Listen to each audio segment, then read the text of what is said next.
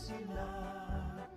Belajar, bergerak, berbagi untuk negeri, kita menjalin kolaborasi.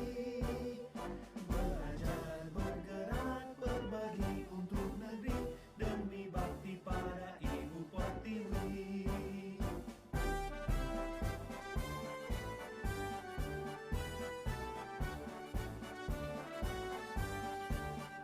Bulatkan tekad, kuatkan hati, negeri ini memanggilmu kawan.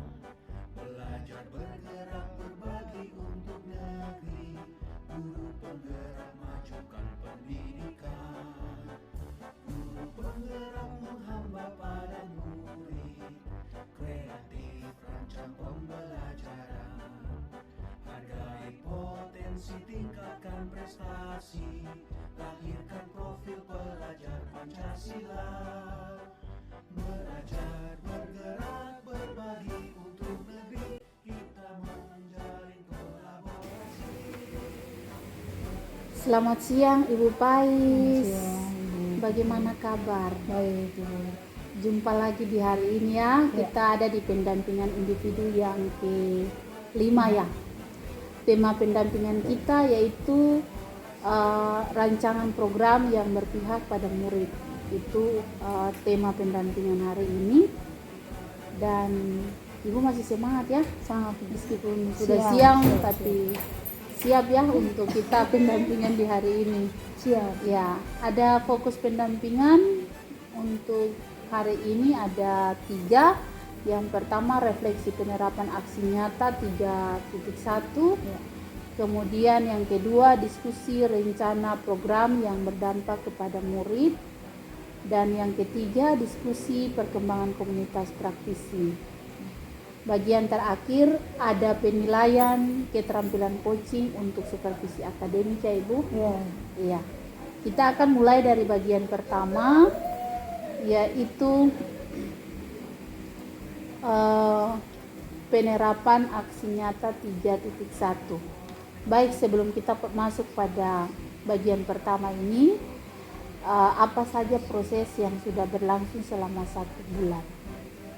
Sangat menarik, Ibu. Semua proses dari modul 3.1 tentang pengambilan keputusan, dan 3.3 sampai 3.3 tentang kepemimpinan murid ini, saya merasa ada banyak perubahan-perubahan yang terjadi, terutama itu perubahan paradigma dan strategi-strategi yang diterapkan pada saat menjalankan program-program yang imbasnya atau berpengaruh kepada murid. Sehingga dengan itu justru menambah rasa ingin tahu kita untuk bergerak, yang diharapkan itu oleh siswa itu seperti apa. Terutama pada saat pengambilan keputusan itu antara dilema dan antara bujukan moral itu memang sangat-sangat istilahnya sangat berdampak pada suatu hasil keputusan yang harus terapkan itu. Jadi untuk pembelajaran dari modul ini itu bagi saya itu sangat bermanfaat sekali untuk perubahannya. Baik Ibu ke depan. Jadi secara keseluruhan untuk pembelajaran 1 bulan ini menyenangkan, banyak ilmu yang didapat, tidak terkendala, aman saja ya Ibu. Memang ada banyak kendala. Ada kendala. Ada kendala. Ada. Iya. Apa saja kendala atau hambatan itu? Iya. Ini kan dalam satu komunitas ini kan tidak semua yang istilahnya bukan masalah mendukung, tapi merubah paradigma berpikir dari setiap orang itu kan berbeda. Contohnya kita sendiri, dulunya kita berpikir menurut kita, tapi sekarang ini lewat pembelajaran kita sudah merubah sedikit cara-cara berpikir kita, cara tindakan-tindakan kita, kemudian untuk pengambilan keputusan, kemudian melibatkan siswa dalam setiap keputusan atau program dijalankan. Itu dulu lain dan sekarang sudah berubah sesuai itu. Nah, untuk teman-teman ini juga semua seperti itu. Jadi untuk merubah paradigma mereka untuk mengikuti yang seperti kita sudah pelajari itu butuh waktu, butuh proses. Karena ada yang langsung bersifat terbuka untuk menerima, tapi ada yang apa lagi ini pembelajaran apa lagi kayak gitu. Jadi masih bertolak belakang itu untuk penyesuaian paradigma itu yang masih apa merupakan kendala kita tersendiri, baik dari siswanya sendiri, baik dari gurunya maupun dari pemimpin sendiri. Jadi proses pembelajaran 1 bulan ini diimplementasikan terkendala dengan pemahaman ya, masih berbeda pendapat, cara berpikir ya. Bagaimana Ibu mengatasi atau mencari solusi untuk mengatasi perbedaan itu? Kalau masalahnya dengan siswa itu kita secara pelan-pelan. Jadi kalau misalnya untuk hanya masalah pemahaman, kita akan duduk sharing sama-sama, duduk berbagi sama-sama, dan di saat pembelajaran atau di sela-sela itu kami memberikan pemahaman kenapa kami melakukan ini. Jadi kami kasih alasan-alasan kenapa melakukan ini, dan melibatkan siswa juga untuk pengambilan keputusan itu. Misalnya bagaimana dengan ini contoh siswa yang ketua kelas misalnya, siswa ini dia sering-sering tidak masuk, bagaimana solusi? Apa kita kasih biar saja atau itu kan tanggung jawabnya wali kelas contoh. Bagaimana menurut Anda, apakah kita harus kasih biar tanggung jawab itu ke wali kelas saja atau bagaimana? Ternyata mereka bilang, Ibu kalau baiknya bagaimana kalau kita sama-sama mencari. Jadi mereka dengan inisiatif sendiri, bukan wali kelas saja yang berurusan dengan anak itu, tapi mereka juga ingin sama-sama untuk mencari anak itu. Itu di situ keterlibatan siswa. Seperti itu. Iya, wow, luar biasa ya Ibu. Ya. Perubahan, bagaimana Ibu implementasi ilmu yang sudah diperoleh di dalam proses pembelajaran, dan itu hebat, luar biasa Ibu ya. Iya. Selanjutnya Ibu, saya kembali mengingatkan sebelumnya di pendampingan individu yang keempat ada rencana tindak lanjut ya, terkait dengan proses coaching yang sudah dijalankan. Bagaimana rencana tindak lanjut yang berdampak kepada murid itu? Apakah berjalan dengan baik? Silakan Ibu. Rencana tindak lanjut untuk memperdalam lagi atau membiasakan kebiasaan-kebiasaan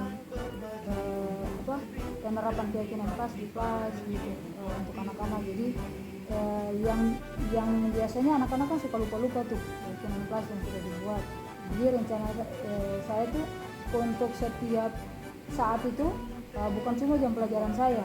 Jadi setiap saat itu kalau tiba-tiba masuk, kalau misalnya belum ada guru misalnya, saya masuk, cuma di sela-sela itu saya cuma bertanya, masih ingat keyakinan kelas? Mereka sering teriak masih, men, kayak gitu.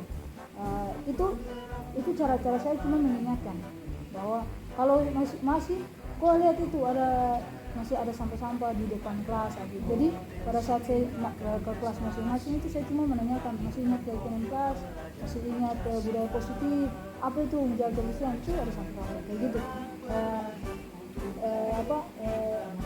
Cuma itu mengingatkan saya untuk mengupayakan supaya ada pembiasaan di dalam diri mereka tentang budaya positif. Kemudian untuk pembelajaran sendiri, arah saya sendiri, saya tuh lebih cari lagi ide-ide kreatif untuk membuat pembelajaran dalam kelas itu lebih menarik lagi. Jadi tidak monoton itu saja, misalnya rutinnya itu saja atau model pembelajaran itu saja, tapi literasi diperbanyak, kemudian cari sumber-sumber yang bisa memperkaya pengetahuan kita untuk model-model pembelajaran di kelas agar lebih menyenangkan. Iya, sudah ya Ibu? Ya, itu sih. Iya. Jadi itu sudah terlaksana ya Ibu untuk rencana tindak lanjutnya? Iya. Capaian belajar selama 1 bulan ini apa saja yang Ibu pelajari dari 1 bulan ini? Silakan. Jadi pada saat pembelajaran untuk mata pelajaran saya itu, kalau ada siswa yang tidak aktif begitu atau tidak sempat hadir tapi berkali-kali, itu kadang-kadang saya dilema ini mau diapakan ya siswa seperti ini, atau mau dikasih keputusan final apa untuk anak ini. Tiba-tiba terlintas lagi tuh yang namanya segitiga restitusi, positif, kemudian kita harus menuntun anak. Jadi hal-hal itu yang berkecamuk pada saat kita mau ambil keputusan. Akhirnya yang terjadi adalah kita harus mengumpulkan fakta-fakta lagi, kenapa mencari alasan mencari jawaban atas pertanyaan di benak kita bahwa kenapa anak ini seperti ini. Jadi lewat siswa kita bertanya, lewat dirinya wali kelas kita bertanya, lewat teman-teman yang mungkin di luar kelas yang sama-sama dengan dia, kita cari fakta, tahu bahwa apa sebab anak ini tidak masuk, lalu solusi seperti apa yang akan kita gapai untuk anak ini. Jadi hal yang itu yang sudah kami terapkan. Ini Ibu sudah melakukan observasi untuk memenuhi tugas pada LMS itu. Silakan diceritakan terkait dengan capaian pembelajaran itu. Ya. Kalau observasi dengan rekan sejawat, awalnya itu kan saya coaching dengan teman. Saya berbagi dulu dengan teman awalnya. Pada saat dia tertarik, kemudian tertarik dengan materi kita, kemudian saya minta kesediaan apakah mau berbagi dengan kami, ikut dalam proses ini. Setelah bersedia, lalu kita merancang hal-hal yang akan dilakukan pada saat observasi dan observasi. Jadi sudah berjalan dengan baik dan hasilnya juga memuaskan rekan sendiri dan buka paradigma atau buka pengetahuan dan pengalaman baru untuk dia menjawab semua kebingungan selama ini tentang apa itu sih diferensiasi sebenarnya AST dan gitu. Jadi saya merasa senang karena mereka akhirnya dari praktik itu langsung mereka terbuka wawasan untuk tentang materi-materi yang kita ajarkan. Baik Ibu, luar biasa sudah berbagi praktik baik, sudah melakukan proses percakapan kemitraan ya, coaching dengan rekan sejawat, dan itu hal yang positif. Nanti setelah itu saya akan meminta hasil observasinya untuk proses penilaian. Ya, kita masuk pada bagian inti nih ya Ibu. Penerapan aksi nyata pada modul 3.1. Berdasarkan hasil pemetaan, hal tersebut apakah mempengaruhi proses pengambilan keputusan? Bahwa keputusan yang kita ambil ini harus berpihak untuk semua orang atau untuk kebaikan semua orang. Pengaruh yang berikut adalah kita harus mempertimbangkan bahwa masalah ini akan kita ambil keputusan itu adalah berdasarkan kebenaran, bukan karena sepihak, bukan karena individu atau semata, tapi harus kepentingan banyak orang. Kemudian nilai-nilai kebajikan dan kebaikan yang harus ada di dalam keputusan itu. Dan dia keputusan yang kita ambil itu harus bersifat universal. Iya, dalam pengambilan keputusan itu apakah ada hal-hal yang perlu dikembangkan ataukah ada hal yang masih perlu dievaluasi? Ya, kalau yang banyak perbaikan itu kita harus lebih jeli untuk memilah-milah permasalahan yang ada. Artinya kita harus uji lagi apakah ini keputusan yang kita ambil ini antara benar atau benar dan salah. Jadi kita harus uji itu. Kemudian harus kita memperbanyak fakta-fakta. Jadi tidak langsung bahwa oh ini seperti ini. Tapi kita harus gali dia cari fakta. Betul tidak yang kita ambil ini betul-betul sesuai dengan fakta. Nah, kalau sudah semuanya jalan dengan baik sesuai dengan bukti yang baru kita bisa ambil keputusan yang baik. Jadi ini termasuk hal-hal yang mendukung pengambilan suatu keputusan ya Ibu. Iya. Ada pengalaman yang terjadi sebelum dan setelah mengikuti pendidikan guru penggerak ini terkait dengan dilema etika pada rekan sejawat maupun murid, Ibu silakan. Iya. Apakah ada pengalaman sebelum Ibu mengikuti pendidikan guru penggerak ini maupun saat mengikuti pendidikan guru penggerak ini terkait dengan dilema etika yang terjadi terhadap guru maupun juga murid belakang. Oh, banyak sekali, Bu. Sangat banyak perbedaan. Jadi dulu pada saat mengambil keputusan itu sebelum ikut pendidikan, itu yang kita pikir, yang kita ambil keputusan, ini sudah yang benar. Lalu kita jalankan tanpa berpikir bahwa ini siswa suka atau tidak suka, senang atau tidak senang, atau berdampak baik untuk mereka atau tidak. Jadi kita pikir tuh apa yang terbaik untuk kita, bukan apa yang terbaik dari siswa untuk siswa. Jadi pikir saja semua baik. Nah itu belum tentu, padahal belum tentu semua senang dengan keputusan itu atau hal yang kita lakukan itu. Nah, pada saat sudah ikut ini, wah ternyata sebelum ambil keputusan pikir dulu, lihat fakta-fakta dulu, siapa yang terlibat di dalam, kemudian uji dia dulu, baru kita terakhir ambil keputusan. Saya tertarik juga dengan langkah yang trilema itu bahwa sebelum kita sudah ambil langkah itu, tapi langkah kebijakan apa lagi yang bisa kita ambil. Jadi istilahnya ada plan A, ada plan B. Jadi kalau ada ini sudah tidak jalan baik, oke, tapi kalau belum, plan B-nya apa lagi. Jadi ada perbedaan sekali pada saat sudah mengikuti itu, kita hati-hati sekali untuk ambil.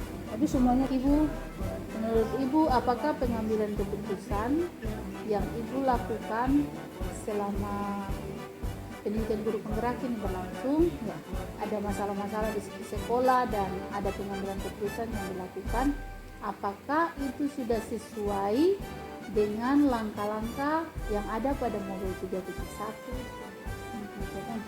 Iya, ya. Sudah atau belum? Sebagian yang itu sudah dijalankan, ada yang masih tertumbuk dengan beberapa kendala.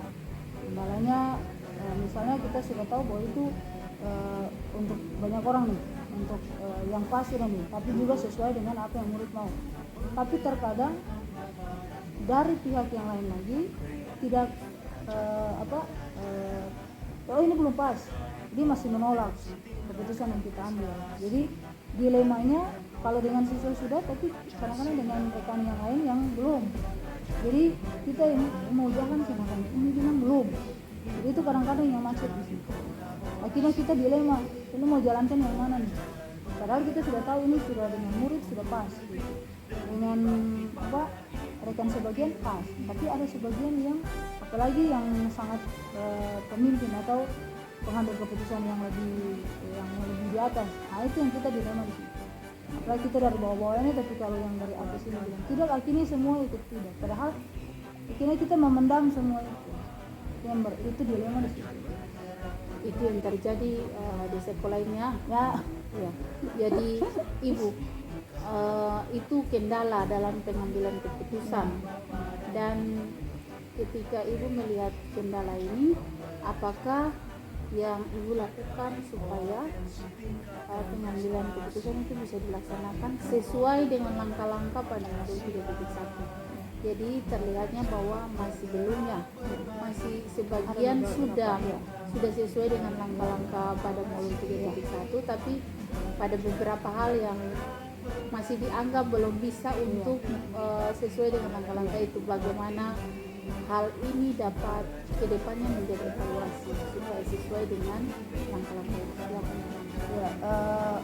Soalnya itu biasanya kalau mengambil keputusan untuk semua orang di sekolah itu, biasanya di dalam rapat itu kami sampaikan, dan sebagian orang bahkan pernah itu pemimpin sendiri mengakui itu dan melihat lagi, merevisi lagi keputusan yang sudah diambil. Karena kalau keputusan itu dia merugikan beberapa pihak, kami menganjurkan di dalam rapat bahwa tolong dilihat lagi hasil keputusan itu supaya dia tidak merugikan banyak orang, tidak menyenangkan satu pihak dan merugikan banyak orang lain gitu. Dan itu disetujui, tapi untuk pelaksanaannya itu yang biasanya tidak pernah dihasilkan. Jadi untuk langkah-langkah itu semua kita sudah uji bahwa apalagi untuk paradigma benar lawan benar, kita individu lawan kelompok. Jadi dia kan individu saja, tapi kita mau bicara keputusan ini secara kelompok, secara komunitas. Nah, itu yang sering menjadi tantangan bagi kita. Karena kita berpikir komunitas tapi ada juga begitu sudah pasti semua ikut, itu kan tidak bisa, ini keputusan sepihak sebenarnya. Jadi untuk langkah-langkah semua sudah dibuat, cuma eksekusinya ini yang biasanya dapat tantangan. Ya. Ya, kalau secara pribadi ibu sendiri dalam pengambilan keputusan ketika mengalami dilema itu kan bagaimana? Secara pribadi mengalami dilema etika dan sikap sikap dalam mengambil keputusan. Kalau tadi itu kan disampaikan pemimpin yang mengambil keputusan. Nanti diuji secara bersama. Tapi secara pribadi ibu sebagai calon guru penggerak ini pada saat mengambil keputusan itu lalu dilema etika yang dialami, apa yang dilakukan itu apakah sesuai dengan langkah-langkah pada mulai dari titik satu? Kalau Ceritakan sedikit masalahnya apa, terus ini kalau masalah yang kami hadapi ini tentang yang sekarang lagi marak di sekolah itu tentang pemberlakuan kebijakan jam masuk sekolah. Itu kebetulan saya juga termasuk tim untuk pembentukan data tertib di sekolah. Jadi data tertibnya ininya lain. Pada saat ada pergantian itu ada sedikit perubahan. Nah, perubahan itu kita sudah bahas bahwa perubahan yang dia katakan itu yang beliau katakan itu kan tidak sesuai dengan data tertib. Ya itu kan merugikan kami semua. Akhirnya pada saat jam tutup pintu yang harusnya kita sudah pikir secara matang satu tim bahwa ini kebaikan kami semua, tutup pintunya jam sekian, setengah 8. Kalau ada terlambat juga kita buat pembinaan. Nah itu disetujui. Kemudian sebenarnya sudah tidak dilema lagi karena sudah ambil keputusan untuk yang tepatnya seperti apa. Nah, pada saat yang berjalannya itu yang akhirnya jadi kita melawan otoritasnya, kita melawan peraturan yang melawan kebijakan dengan peraturan ini yang memang merupakan dilema, tapi karena ini keputusan sekolah, kebijakan yang sudah diambil oleh sekolah lewat pimpinan, jadi kita sebagai guru ini ya akhirnya kan itu memang dilema, tapi di saat itu karena namanya regulasi yang ada di sekolah atau tertib yang ada di sekolah, akhirnya ya memang kita patuh, ya kita datang pada saat yang ditentukan dari kebijakan, bukan dari tertib tapi dari kebijakan. Akhirnya ikut saja dulu, ikutan memang mau bilang apa kita ya itulah. Solusinya adalah kita berembuk bahwa nanti ada satu saat pada saat rapat nanti kita duduk dengan kepala dingin, kita akan membicarakan itu secara baik-baik untuk kepentingan bersama. Mari kita ambil keputusan secara baik-baik. Gitu. Jadi ada solusi dari kita semua, kita bersama-sama teman-teman, rekan-rekan, kita sudah berembuk untuk nanti suatu saat di waktu rapat kita akan membicarakan hal ini supaya situasi dan kondisi sekolah itu lebih berjalan dengan harmonis, tidak ada mempersalahkan satu dengan yang lain, tapi kebijakan yang penting yang tengah yang akan kita ambil demi semua orang punya kebaikan. Baik, jadi ini menjadi bahan evaluasi ya untuk kedepannya lebih baik lagi dalam proses pengambilan keputusan, kebijakan dan peraturan yang mestinya diambil yang mana gitu ya, sehingga tidak terjadi dilema. Iya. Oke, baik Ibu. Selanjutnya kita masuk ke bagian berikut adalah rancangan program yang berdampak pada murid. Kalau sampai saat ini ada program yang Ibu sudah buat untuk siswa di sekolah ini atau belum? Sudah Ibu, sudah. Ya. Bisa disampaikan program apa saja? Lalu tujuannya apa, kaitannya dengan murid itu seperti apa, dan indikator pencapaiannya apa saja? Silakan. Oke. Langsung satu kali. Iya, satu kali ya. Jadi gini Bu, saya punya satu program karena ini terlahir dari rasa empati saya juga terhadap siswa-siswa yang sering tidak masuk sekolah. Jadi dari situ kan menimbulkan tanda tanya tuh, ini kenapa, alasan kenapa, karena saya bukan sebagai wali kelas, jadi biasanya untuk anak-anak seperti ini kan wali kelas yang lebih tahu, kemudian teman-teman permainan juga lebih tahu. Jadi dari pertanyaan itu akhirnya tercipta sebuah ide itu adalah dari satu beberapa siswa yang pada saat saya bertanya tentang temannya itu, teman ini di mana, misalnya Ruby kamu tahu keberadaan dari Rodi misalnya, dia di rumah saja Bu, kenapa? Lalu yang lain bilang gini, kamu kan dekat sama dia, terus kenapa kamu tidak ini? Jadi jawaban itu atau ide itu keluar dari teman yang lain ke dia. Dari situ saya pas lihat ya, bagaimana kalau ada Satu program satu program tersendiri yang siswa cari siswa sendiri dengan rasa empatnya, rasa sayangnya itu cari siswa yang itu. Jadi dia bisa cari karena dia punya teman, mungkin karena teman dekat, mereka masih bisa saling berbagi, saling memotivasi, itu lebih enak gitu. Jadi saya akhirnya membentuk sebuah program yang namanya program Rasta. Rasta itu artinya artinya rasa yang artinya rasa sayang teman. luar biasa memang. Program Rasta luar biasa. Iya. Jadi dengan rasa sayang teman itu dia tidak akan membiarkan temannya di rumah sendiri atau dengan masalahnya sendiri. Dia ingin ke temannya untuk cari tahu atau menunjukkan kehadiran dia di dekat temannya, itu menunjukkan bahwa dia peduli dengan jalan teman. Jadi tolong berbagi dong, kayak gitu, masalahmu apa. Jadi pada tujuannya meningkatkan saja rasa kepedulian dari sesama teman, dari siswa kepada teman sebayanya gitu. Jadi meningkatkan rasa peduli, rasa cinta, kasih sayang, kemudian dari teman, rasa terbeban juga, tanggung jawab juga, sosial yang tinggi ya, teman ke teman yang lain gitu. Sebatas teman saja.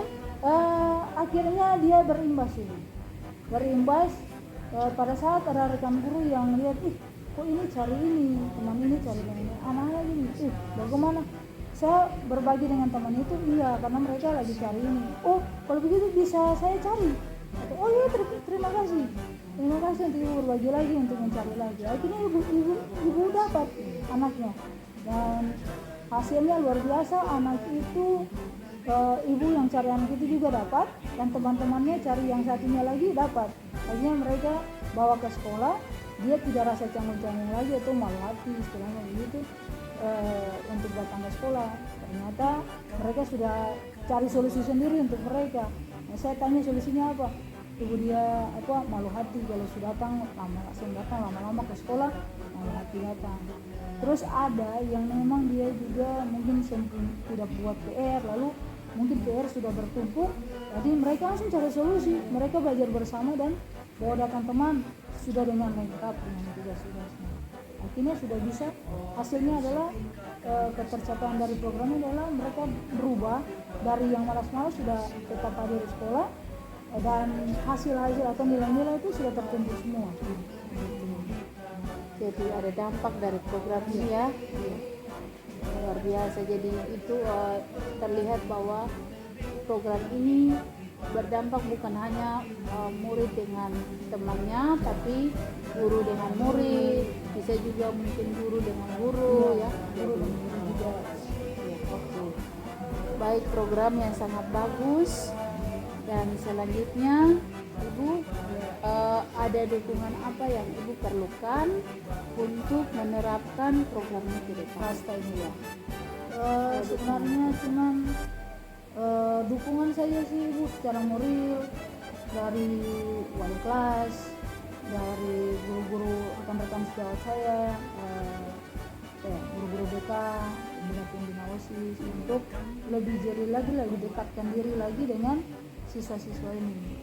Jadi karakter mereka yang baik tetap terjaga dengan baik itu. Sedangkan yang ini, temannya ini dikasih motivasi lagi, kasih kata-kata motivasi untuk mereka supaya mereka percaya diri bahwa mereka berarti ada di sekolah. Gitu. Satu siswa kalau tidak ada saja kan kita rasa. itu berarti bahwa mereka punya posisi di sekolah itu sangat penting. Itu yang kita tanamkan ke siswa-siswa. Selama menerapkan program ini, apakah ada hambatan, kendala, tantangan apa saja yang dihadapi? Ada siswa-siswa yang langsung lancar mengekspresikan apa yang mereka alami, tapi ada yang malu-malu atau bahkan tertutup. Apalagi kalau mereka menghadapi masalah keluarga yang rumit, itu kadang-kadang tertutup. Jadi butuh pendekatan yang secara rutin, tapi pendekatan humanis juga, tidak memaksakan diri, tidak berkesan bahwa kita memaksa harus tahu apa, tidak, tapi pelan-pelan. Itu tantangan-tantangan, tidak karakter siswa saja yang berbeda-beda, itu yang menjadi tantangan. Itu tantangan yang gue sudah sampaikan, bahkan cara mengatasi tantangan itu guru langsung turun ke siswa yang mengalami itu masalah itu, kemudian mengajak mereka untuk terbuka seperti itu ya. Oke, baik, kita lanjut ke bagian yang berikut, yaitu perkembangan komunitas praktisi. Sebelum Komunitas Basmi. wow, ini komunitas Basmi ini terdengar luar biasa. Basmi itu Ibu jelaskan artinya Basmi ini. Basmi itu singkatan dari bergerak aktif, selektif, mandiri dan inovatif. Bergerak aktif, selektif, Mandiri dan inovatif. luar biasa. Iya, artinya luar biasa ya. Bisa dijelaskan sedikit tujuan dari Ini komunitas Basmi ini? jadi ini kita cuma ingin berbagi saja. Ini cuma ingin berbagi. Jadi kita ingin setelah kami berbagi, kami mau bergerak. Kita sudah kumpul. Setelah kami berbagi, kami punya tujuan itu kita harus tetap bergerak, aktif untuk berbagi, tapi selektif dalam mengambil sebuah keputusan. Gitu. Jadi kita Ada kaitannya ya? Ya, itu terkait dengan setiap modul itu. Jadi sudah bergerak aktif, tapi untuk mengambil keputusan kita harus selektif, harus uji seperti itu. Kemudian menjadi komunitas yang mandiri dan penuh kreasi dan inovatif. Gitu. Jadi diharapkan bahwa komunitas ini Oke, anggotaannya apakah semua rekan sejawat di sekolah ini terlibat dalam komunitas ini ataukah hanya beberapa orang saja? Silakan. untuk saat ini beberapa orang saja. Anggotanya berapa orang? Kurang lebih berapa orang? Baru 6 orang ya. Ya, semoga makin berkembang ya Ibu. Apakah ada program-program yang sudah dibuat dalam komunitas ini? Ya, yang pertama itu di antara kami sendiri dulu kita berbagi penerapan KSE, pembuatan keyakinan kelas dengan siswa, kemudian penerapan pembelajaran berdiferensiasi di kelas. Itu yang masih kami lakukan masih di dalam cakupan kelas, belum ke sekolah, masih di. Jadi kami 6 baru bergerak dulu. Jadi program ini dibuat, diimbaskan ke rekan sejawat yang lain untuk diimplementasikan di dalam kelas. Seperti itu. Baik. Bagaimana rencana komunitas ini setelah program pendidikan guru penggerak ini selesai? Apakah selesai juga atau apa yang perlu dilakukan supaya komunitas ini terus berjalan? Ini di antara kami itu sudah punya komitmen bahwa setiap hal yang kami lakukan saat ini, kami karena harus evaluasi dan refleksi diri masing-masing, akhirnya harus kita lanjut terus, berkembang terus sesuai dengan hasil refleksi dan evaluasi. Jadi masih tetap jalan sampai kita melihat bahwa ada lagi yang masuk, ada lagi yang ikut, dan membentuk satu komunitas sekolah yang lebih besar. Jadi itu impiannya, cita-cita untuk komunitas ini ke depan. Itu semua materi yang kita harapkan terlaksana, diterapkan, dan kita bergerak supaya siswa semua hebat. Semua pembelajaran yang kita lakukan itu sudah betul-betul tersentuh dengan murid, berpihak pada murid. Itu baru di situ baru kita merasa bahwa cita-cita kita, tujuan kita tercapai. Luar biasa, satu kata yang tadi saya dengar, komitmen dari keanggotaan ini ya, dari komunitas, bahwa mereka ingin untuk berdampak makin lebih besar lagi sampai menjadi satu komunitas sekolah untuk semua rekan sejawat. Ya, jadi perlu dilakukan evaluasi dan refleksi terus-menerus untuk perbaikan ke depan. Selanjutnya ada dukungan untuk komunitas ini ke depannya, ada perlu dukungan apa saja? Ya, kalau untuk dari rekan-rekan sejawat ya mengenal baik dari rekan-rekan sejawat sendiri untuk yang di luar komunitas itu sangat mendukung. Mereka sebenarnya ingin juga tapi perlu waktu khusus dengan kami untuk kami share lagi. Kemudian dari pemimpin sendiri sangat mendukung karena kami cuma laporkan, memberitahukan kepada beliau bahwa kami dari beberapa orang ini kami mau bergerak. Artinya dukungan moral dan setujunya dari pemimpin itu yang membuat kami merasa bersemangat lagi. Kemudian kalau dari siswa sendiri, mereka antusiasnya mereka dengan apa yang kami bagi kepada mereka itu merupakan daya dukung yang luar biasa untuk kami. Itu kami rasa semangat karena siswa merasa baik dengan pembelajaran kami. Kemudian untuk sarana prasarana semuanya pada saat kami berbagi dan kami mau melakukan aktivitas itu kami didukung dengan hal-hal itu prasarana yang kita didukung. Sumber daya sekolahnya tetap mendukung kami.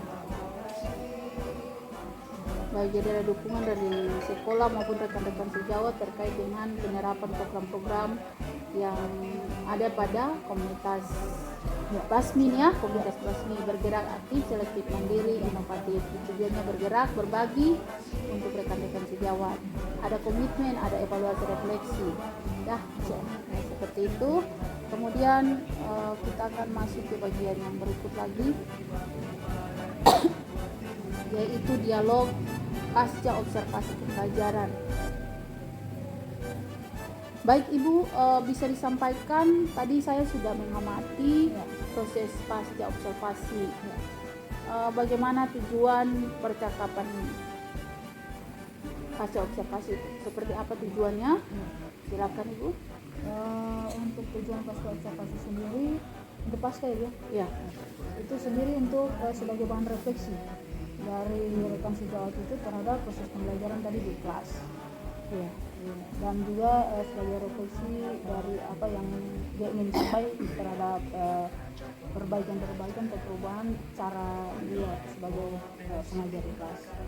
Ya, jadi rekan sejawat merefleksikan diri ya terkait dengan hasil observasi yang dilakukan oleh Ibu sendiri ya. Untuk area pengembangan yang ada pada catatan pas observasi, apa yang perlu dikembangkan dari rekan sejawat setelah dilakukan observasi itu?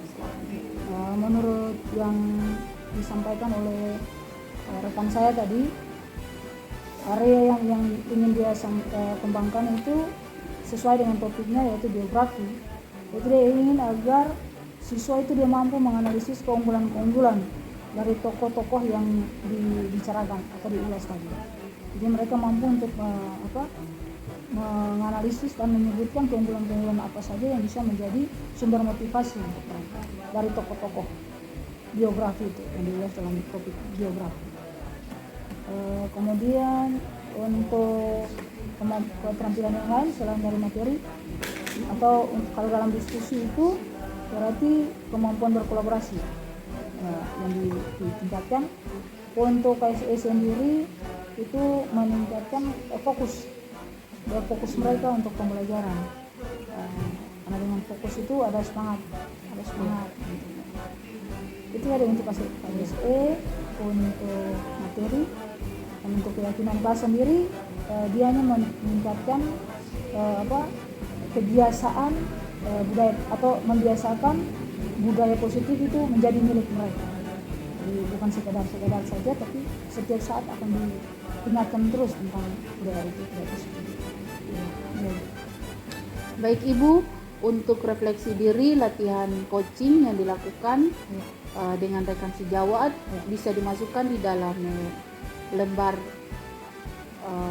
refleksinya yang ada pada modul 2.3 ya Ibu. Kemudian selanjutnya kita ada pada bagian terakhir, ada yang mau disampaikan Ibu sebelum kita mengakhiri kegiatan pendampingan di saat ini? Karena FPI 5 bicara tentang pendampingan murid, keberpihakan pada murid, dilema pengambilan keputusannya berbasis dilema. Saya merasa untuk refleksi, kalau untuk refleksi semua materi sangat baik. Sisa kita untuk sampai saat ini untuk 100% itu kami menyadari bahwa belum 100% kami bisa melaksanakan itu dengan baik. Cuma ada evaluasi terus di diri kami, evaluasi terus bahwa apa-apa yang perlu dikembangkan, nah itu yang menjadi perhatian kita. Jadi terus bergerak, terus berubah, itu kita menjadi komitmen kami. Gitu. Iya, jadi setelah Ibu menjalani program pendidikan guru penggerak ini, hal yang paling Ibu kuasai dari materi-materi yang ada ini, materi mana yang Ibu sangat kuasai?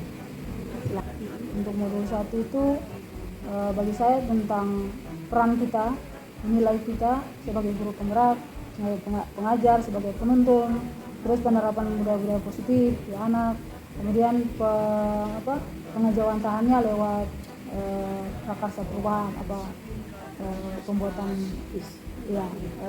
visi misi penetapan itu karena kita sudah mulai berlaku. Ya.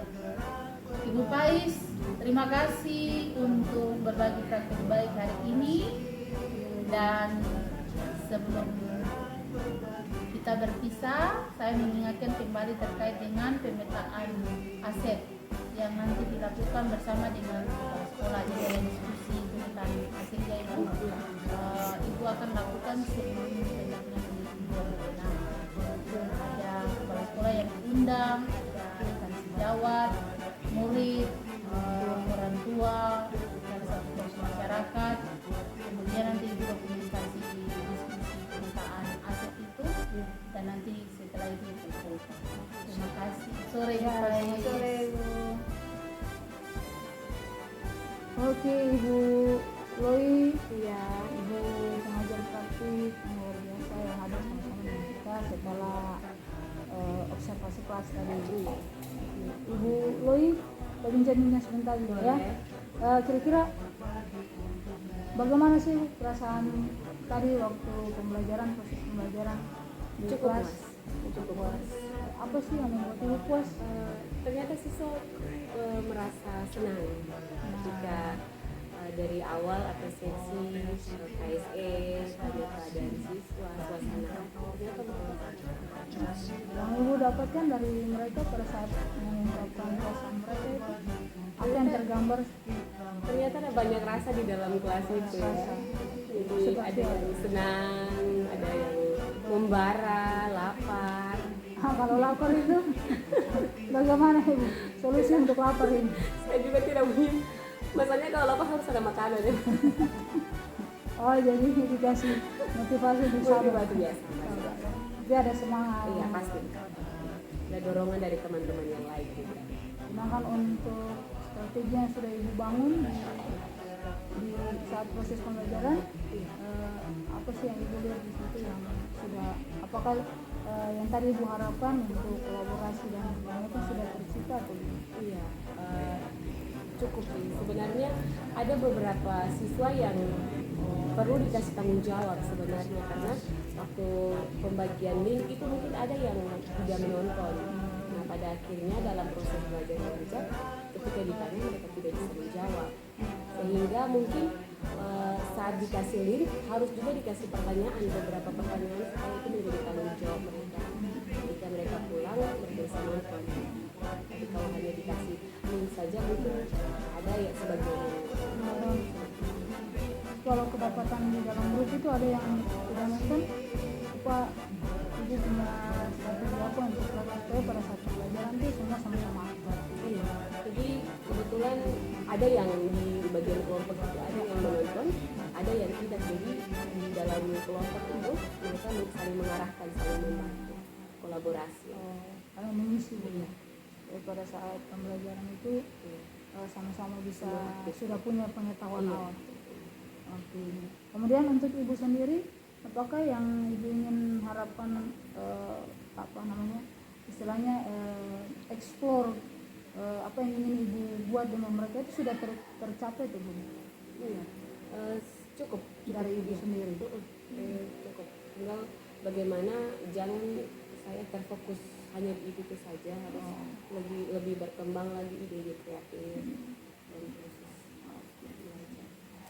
Kemudian jadi pada saat ibu sudah mengeksplor kemampuan, terus apa yang ingin berbagi dengan mereka, terus hasil akhir refleksi sudah dibuat untuk mereka.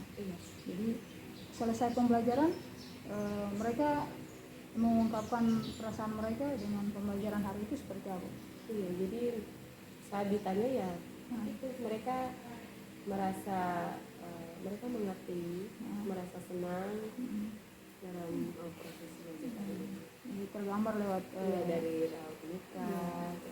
kemudian hasil kerja mereka seperti apa? Iya, baik, sangat baik sekali di dalam kelompok.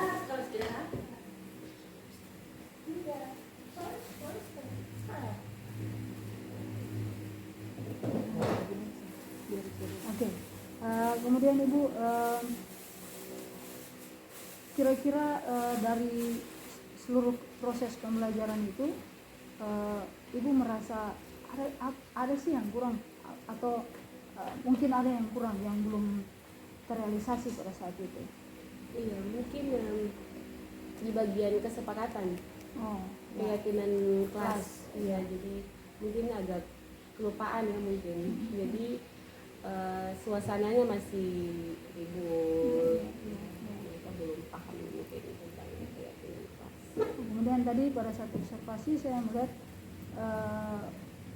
Ibu sudah mengingatkan mereka kembali untuk menjaga kebersihan seperti itu. Kalau kebersihan memang Itu bagus Ibu, itu bagus. Karena keyakinan kelas ini kan kita harus sering-sering mengingatkan seperti itu, dan anak-anak langsung respons. Itu yang bagus Bu dari apa yang Ibu membuat mereka dengan budaya positif ini semakin menjadi jati diri mereka untuk tetap jaga kebersihan. Kemudian untuk kenyamanan dalam kelas selama proses belajar mengajar juga budaya-budaya positif itu sudah atau keyakinan kelas itu sudah terrealisasi Bu ya. Oke, untuk Ibu rencana tindak lanjut ke depan untuk pengembangan diri ke depan untuk diri sendiri. Iya. Mungkin lebih banyak belajar lagi, mungkin nonton video-video inspiratif dari YouTube atau dari baca di Google atau di mana saja, literasi. Lalu menambah pengetahuan, kemudian cari ide-ide kreatif lagi, ice breakingnya lagi.